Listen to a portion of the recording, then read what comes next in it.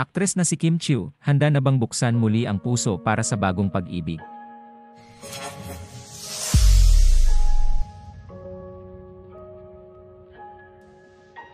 Sa naganap na media conference nitong nagdaang Lunes, para sa pagpapalabas ng teleserye version ng Prime Video series na Linlang, sinabi ni Kim Chiu na handa naman siyang buksan muli ang kanyang puso para sa bagong pag-ibig pero hindi raw sa ngayon muna. Ayon sa kanya, marami raw ang kayang magbigay ng love at willing naman daw siyang tumanggap. Oo naman.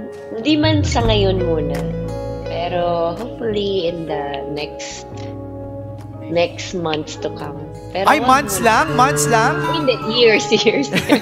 Kasi ang love naman, marami namang kayang magbigay ng love. And willing naman akong tumanggap. Wow! And basta, kasali sa buhay yun.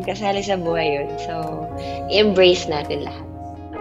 Matatanda ang kinumpirma ni Kim noong Disyembre na hiwalay na sila ni Sian Lim.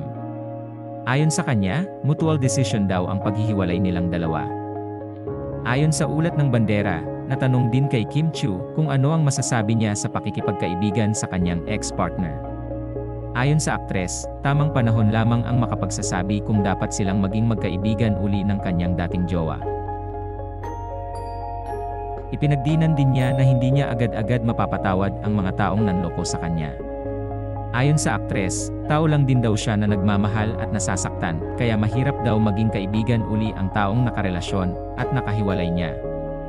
Ang hugot na ito ay base na rin sa mga karakter ni Kim Chiu, Paulo Avellino, at JM De Guzman sa Linlang na dumaan sa matitinding hamon ng buhay dahil sa issue ng panloloko at pagtataksil. Ayon pa sa aktres, iba rin daw ang magiging sitwasyon kapag may anak na ang dating mag-partners o mag-asawa dahil mas marami silang dapat ikonsidera. Lahat naman ng sugat, hindi naman siya agad-agad gumagaling. So, lahat ng panloloko, hindi mo kaagad mapapatawad.